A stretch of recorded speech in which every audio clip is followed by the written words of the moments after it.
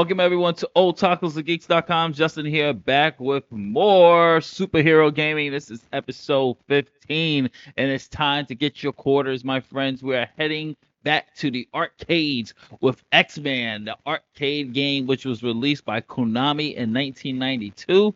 X-Men, the arcade game, was part of the company's golden era of licensed beat 'em ups alongside Teenage Mutant Ninja Turtles and The Simpsons, and this was based loosely on Marvel's 1989 Pride of the X-Men animated pilot. The game used character designs and voices from that special rather than the more popular X-Men the animated series, which debuted later in 1992.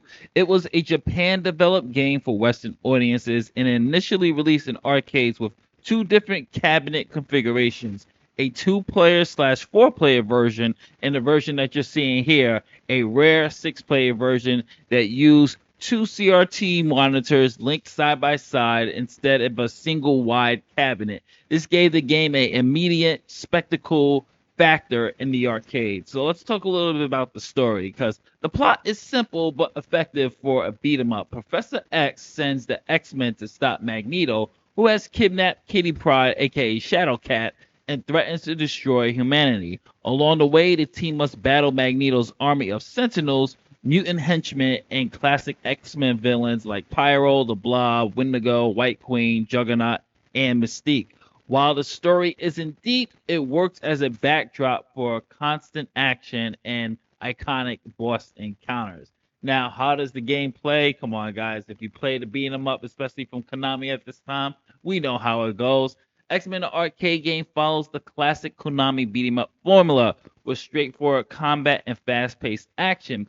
Players choose from six playable characters: Cyclops, who has the Octic Blast; Colossus, Shockwave, Energy Burst; Wolverine has his Claw Barrage; Storm uses Lightning Strikes; Nightcrawler has a Teleport Dash attack; and Dazzler uses Energy Explosions. And Dazzler has gained so much traction due to the fantasy casting of Taylor Swift. So we'll see what happens if Taylor will actually be cast in the MCU.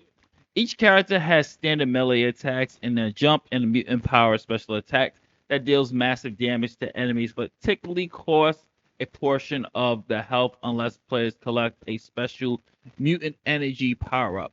The game consists of 8 stages, including memorable locations like a Sentinel Factory, Island M, and Asteroid M, culminating in the final battle with Magneto. Combat is fast and satisfying with plenty of screen-filling action and constant enemy waves.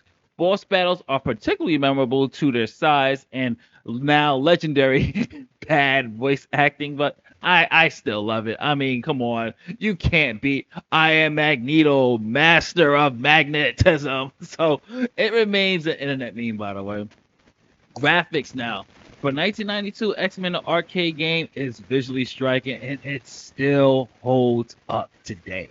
Large, colorful sprites of comic book style proportions and vibrant animations. Bosses were often given not really towering in scale and danger, but they were designed very well. And the backgrounds were very detailed and dynamic. Industrial zones, icy landscapes, space environments all contributed to the sense of a superhero world under siege. The six-player cabinet in particular screams to alive with action occasionally resulted in visual chaos. The art direction followed the westernized anime style of Pride of the X-Men, giving characters a slightly different look from their later 1990s animated series versions. Now, as far as the music and sound goes, the soundtrack was composed by Miki Higashishino. Hopefully, I pronounced that right. And she was known for her work in Gradius and Contra 3, and later Shuduken. The music was energetic and synth-heavy, designed to loop and maintain arcade intensity. Each level had its distinct high-tempo tracks, with force themes ramping up the tension. The sound effects were punchy and loud and exaggerated for arcade speakers. The voice clips are a huge part of the game's identity, from the hilarious orchid lines like "Nothing moves the blob" to the campy menace of Magneto. While charming today, the English voice acting was clearly done by non-native speakers and has become a source of nostalgic fueled humor. And as far as replay value goes, I'm still playing this to this day. We are still playing to this day. People from my era, the OGs. I can't believe we're like the OG gamers now. It's so weird. The people from the 80s and 90s who grew up in the arcades. I truly believe, folks, we are the OGs. Well, actually, I guess the OGs will be the Atari people, but I consider us the true OGs because we were really in that true boom. But we still play this game to this day.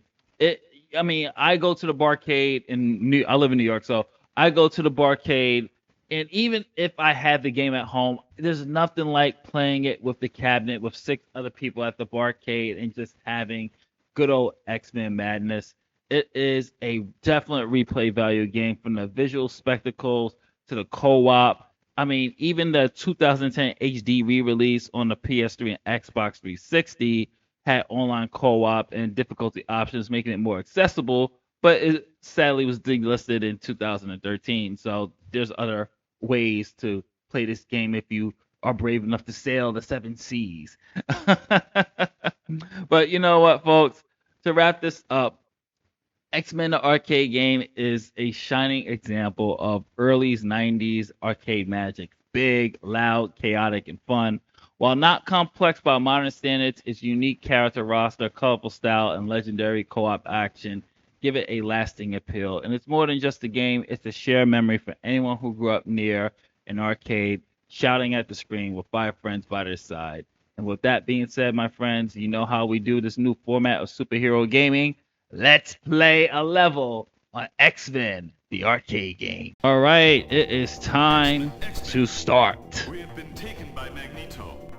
However, we had time to locate their base on Island M. Destroy it. All right, I have since throughout the video you saw levels 1 and 2. I figured I play the third level, so it's not like looping. And I'm gonna use my favorite X-Men of all time, Nightcrawler. Oh, damn, Sentinels. Oh, got him. This level, I actually can't stand this particular level. I hate this level now.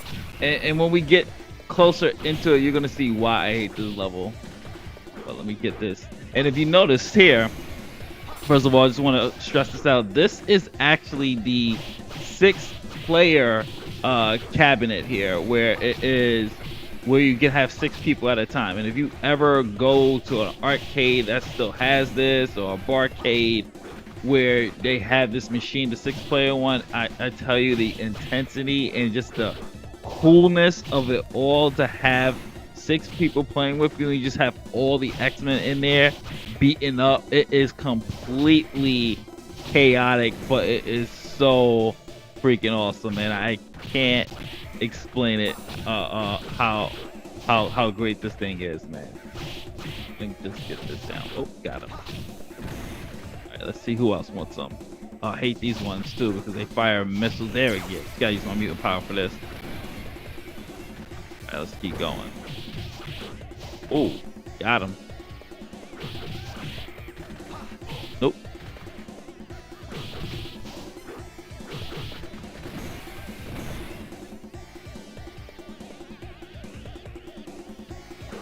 Come on.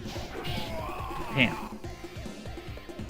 This is when it gets a little bit overwhelming. Oh, got him. Damn it.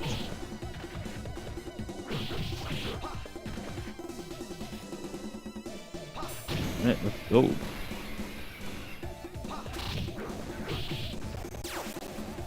These things here is exactly why I hate this level. Oh my gosh. This one, these things always force me to use my mutant power because it takes forever to freaking destroy them. It is so annoying. There we go. Come on.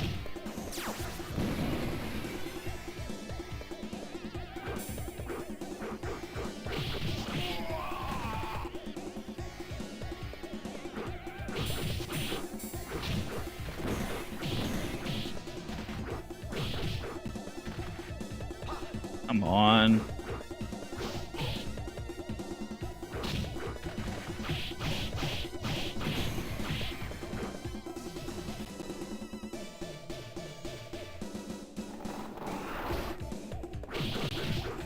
so much now.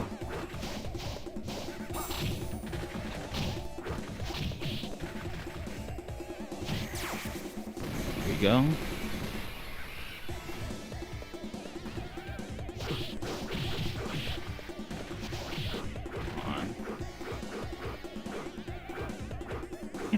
There we go. Ooh!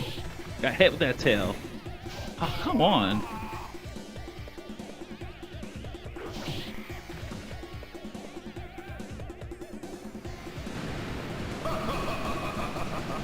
X-Men, welcome to die. Magneto. Oh, these guys are also annoying. I'm just gonna use my mutant power. They also take a while to kill off. Oh, here we go. Wendigo. So annoying. I'm just gonna spam. Oh, got him. Damn. Alright.